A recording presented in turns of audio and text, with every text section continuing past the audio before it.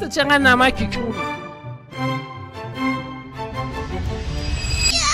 خب دوستان به فینال مسابقه رسیدید. زیر قوسیم با کی بودین شما؟ با کی؟ من به نمایندگی اینا میخوام این دستو انتقام بدم. بگیرید. باش خدا گفتم ببرید که بگیم ما فینال جمع کنیم بریم دیگه. به نمایندگی کی کنیم؟ ولی در مقابل کی؟ اونجا که پیش بینی می‌کردم نشد.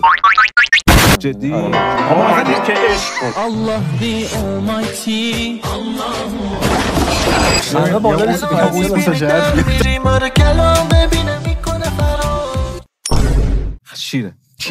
دوستان ارزش این گل 50 میلیونه که توسط نمیتونیم هممون تقسیم کنیم 50 میلیون.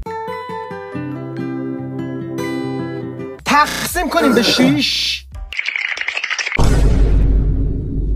راست گفت. باریکلا ماشاءالله. اصلا خوشحالی هم نداشت عادت داریم ما به این. اینا چراغه. خب دوستان بازی 15 راند است. بله. بریم برای بازی.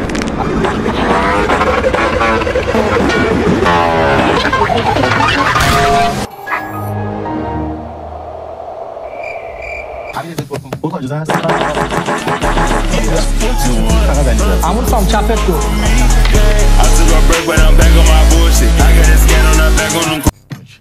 قشنگ بود.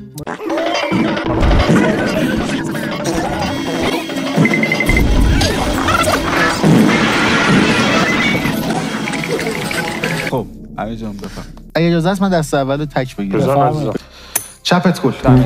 111 اصلا فاصله داره. عمو میخوای راستشو بگو. اینو دوستت دارم بیرون بازی. نوکرت. محکم بگو اگه بود کلیپ شما دارین که مثلا محکم بگه نشه کلیپ بشه. آره دیگه. من ندیدم. بزن محکم بگو. نظرتو بگو من محکم بگم من کلیپ شم. خیلی مهم نیست. منم به چپ چپت گل. چپت گل. احمد جان چه کلیپ میشه؟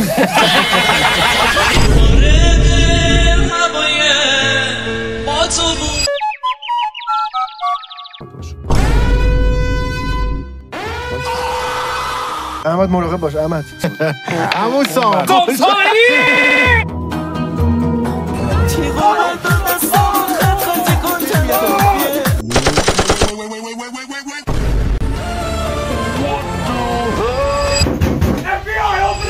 بفرمایید.